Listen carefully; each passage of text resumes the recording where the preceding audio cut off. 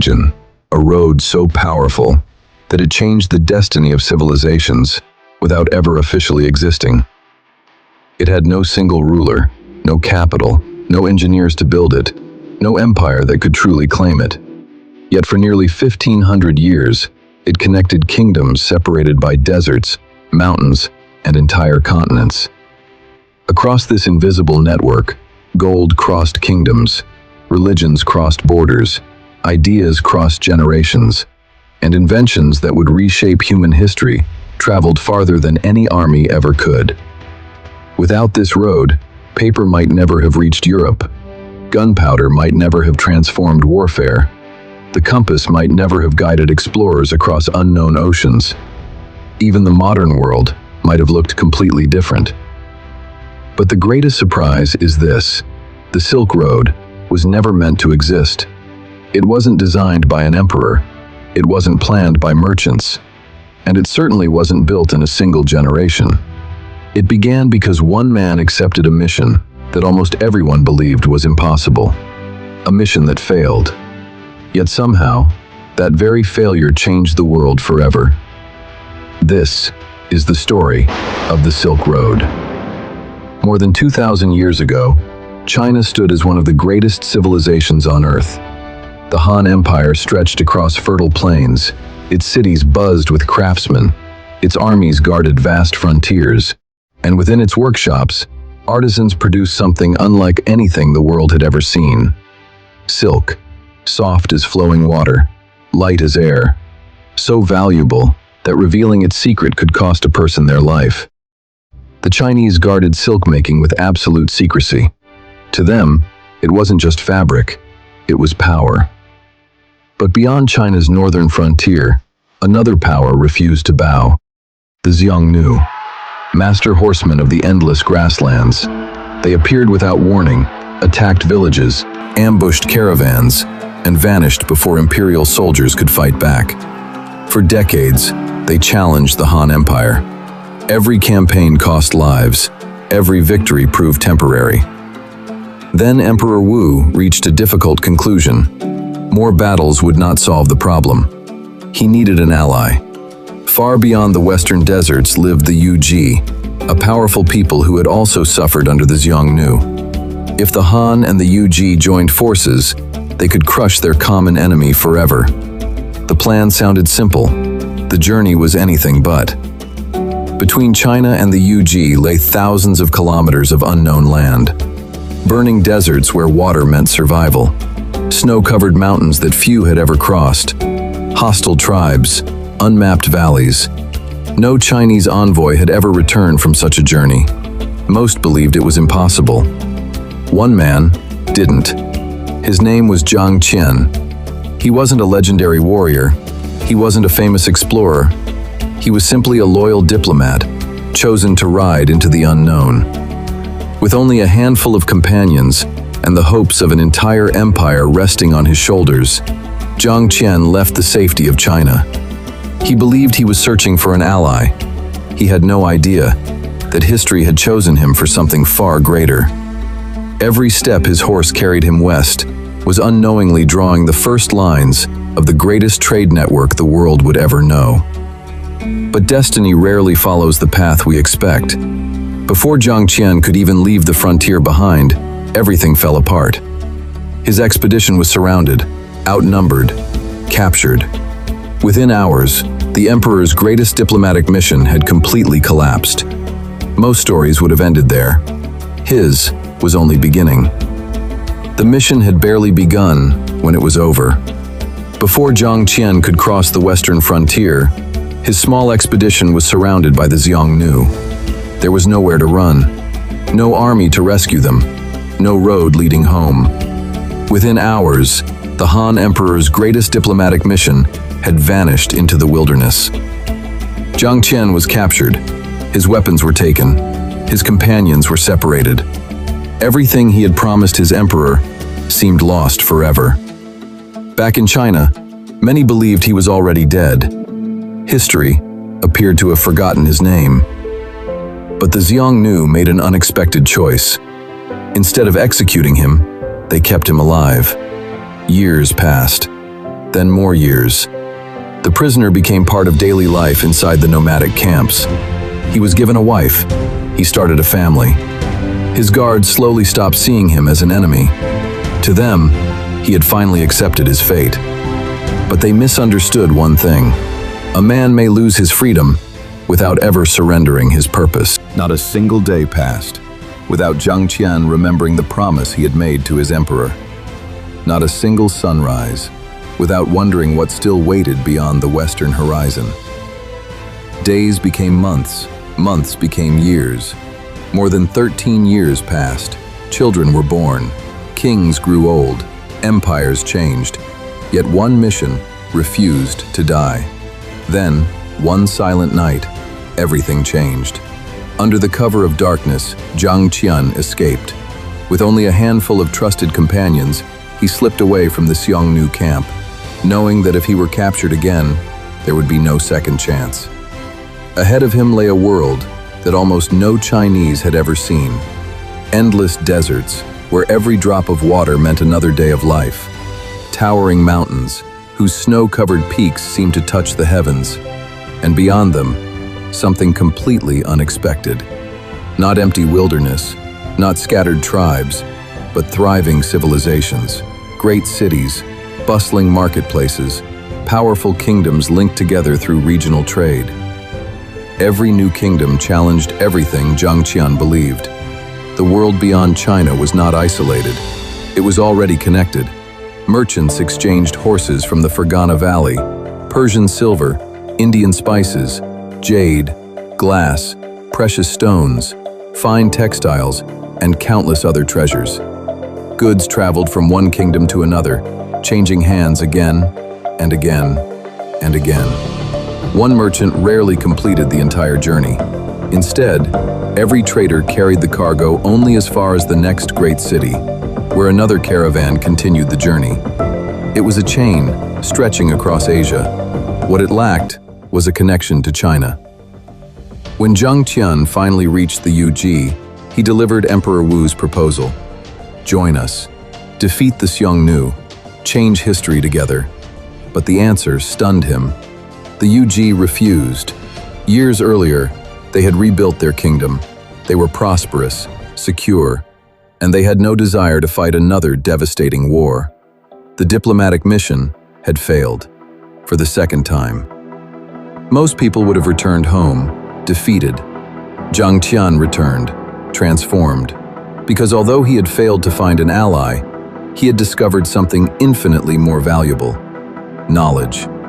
He had seen fertile valleys, wealthy kingdoms, magnificent horses unlike any in China, new crops, new technologies, and trade networks that stretched farther than anyone in the Han Empire had imagined. When Zhang Qian finally returned to China, the emperor didn't see a failed diplomat. He saw a man who had opened a window to an entirely new world. Listening to Zhang Qian's stories, Emperor Wu realized something extraordinary. China had spent generations looking outward for an ally. Instead, it had found an opportunity, not to conquer the West, but to connect with it. Soon, imperial envoys returned to the Western kingdoms. Merchants followed behind them. Some carried shimmering rolls of silk, others transported jade, lacquerware, tea, and delicate porcelain. Every successful journey inspired another. Every new caravan extended the route a little farther. And without anyone planning it, without any empire building it from beginning to end, an extraordinary network slowly came to life. Road by road, market by market, kingdom by kingdom. Zhang Qian had left China searching for one alliance. Instead, he unknowingly gave birth to the greatest trade network in human history. And thousands of kilometers away, another civilization was about to become hopelessly obsessed with a fabric called silk. Thousands of kilometers away, another empire was rising to extraordinary power: Rome. Its legions conquered kingdoms. Its roads stretched across Europe, North Africa, and the Middle East. Its wealth seemed limitless. Yet among all the treasures that filled the Roman Empire, one luxury fascinated its elite more than anything else: silk. The first time Romans touched Chinese silk, it felt almost unreal. So light, it seemed to float in the air. So smooth that many believed it could only be the work of the gods. No one in Rome knew where it truly came from. Some believed it grew on magical trees. Others imagined it was woven by mysterious Eastern civilizations hidden beyond the edge of the known world. The greatest manufacturing secret on Earth remained safely inside China. As demand exploded, the price of silk reached astonishing heights. A single bolt of the finest silk could be worth more than its weight in gold. Only emperors, wealthy senators, and the richest merchants could afford it. For Rome, silk became far more than clothing. It became a symbol of prestige, power, and unimaginable wealth. The Roman scholar Pliny the Elder openly criticized this obsession. He warned that Rome was sending enormous fortunes eastward simply to satisfy its appetite for luxury. Year after year, shipments of gold disappeared beyond the horizon. Yet Rome still had no idea who actually produced the silk, or how many hands it passed through before reaching them. Because the Silk Road was never one continuous road, it was a living network. Chinese merchants rarely traveled all the way west. Roman merchants almost never reached China. Instead, goods moved from caravan to caravan, from merchant to merchant, from city to city. A roll of silk leaving China might pass through dozens of hands before reaching Rome. At every stop, its price increased. At every border, another fortune was made. By the time that same silk reached a Roman noble, its value had multiplied many times over. The Silk Road wasn't making only merchants rich. It was transforming entire cities. The greatest fortunes were created not in China and not in Rome, but between them. Samarkand, Bukhara, Kashgar, Merv. These cities became the beating heart of the ancient world. Every caravan stopped there. Every merchant negotiated there. Every traveler brought a different language, a different religion, and a different story. Imagine standing inside one of those bustling marketplaces. Chinese silk hanging beside Roman glass. Indian spices filling the air with their fragrance. Persian silver shining under the desert sun. Arabian incense drifting through crowded streets. Merchants speaking Chinese, Persian, Greek, Sanskrit, and dozens of other languages. Long before the modern world spoke of globalization, these cities were already living it. But the Silk Road's greatest treasure was never silk. It was knowledge. Ideas traveled farther than armies ever could. Buddhism journeyed from India into China. Centuries later, Islam spread across Central Asia. Christian communities appeared deep in the East. Scholars translated books into new languages. Astronomers compared the stars. Doctors exchanged treatments. Engineers shared inventions. Every caravan carried something that could never be stolen from a chest: knowledge. Then came discoveries that would quietly reshape the future of humanity: paper, printing, the compass, gunpowder. These revolutionary technologies slowly moved westward through generations of merchants and travelers. Centuries later, they would transform education, navigation, science, governments, and warfare itself. The Silk Road wasn't simply exchanging products, it was exchanging civilization. For nearly 15 centuries, this vast network connected worlds that had once believed they were completely alone. It created unimaginable wealth. It spread revolutionary ideas, and it quietly laid the foundations of the modern world. But history has a cruel habit.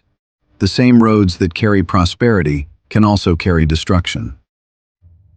Somewhere along those crowded trade routes, something invisible had already begun its journey. A silent passenger, one that no merchant could bargain with, no emperor could command, and no army could defeat.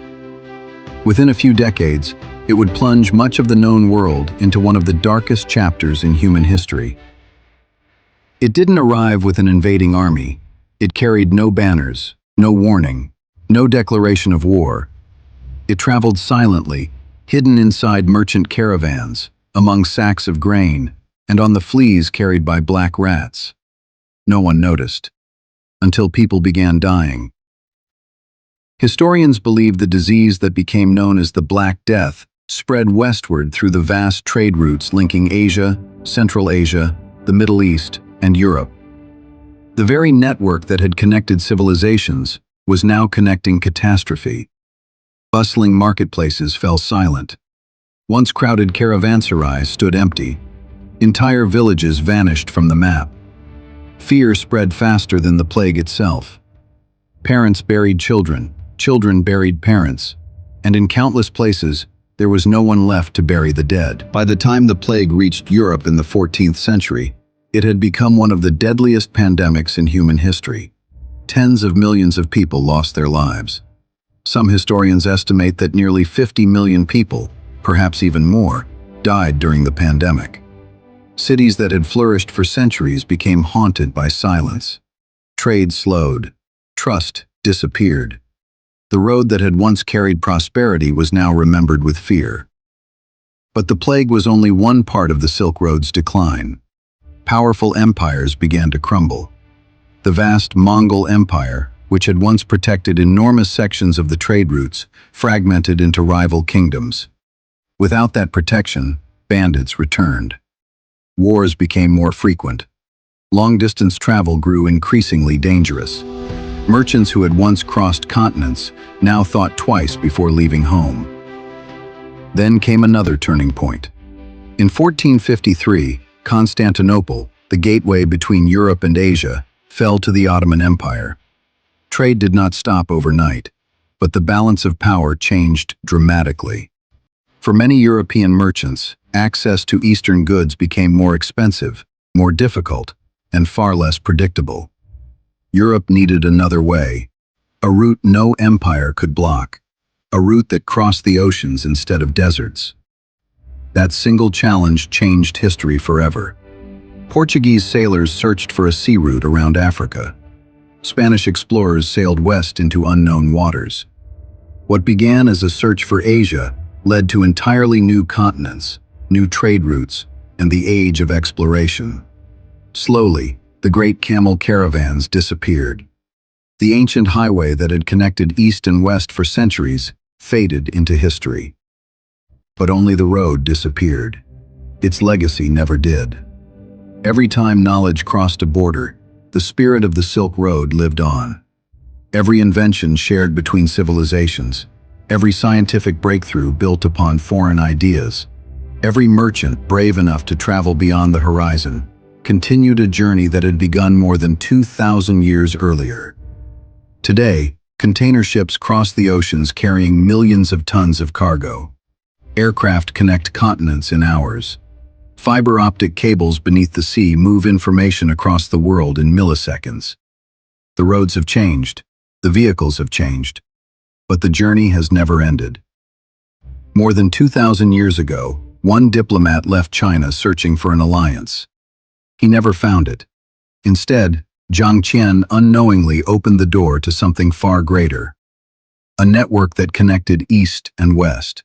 A network that spread wealth, ideas, religions, science, technology, and forever changed the course of human civilization. Sometimes history isn't written by people who achieved the mission they were given. It's written by those whose greatest failures create opportunities they could never have imagined. The Silk Road wasn't just a trade route. It was humanity's first great bridge between civilizations. And in many ways, every global connection we enjoy today still follows the footsteps of that first courageous journey into the unknown. If this story changed the way you see history, let us know in the comments which forgotten empire, legendary explorer, or lost civilization you want us to uncover next. And if you love cinematic documentaries that reveal the hidden stories behind our world, subscribe to Epoch Forge. Because history is never just about the past. It's the reason our present exists. The Silk Road may have vanished from the maps, but its footprints still guide the world.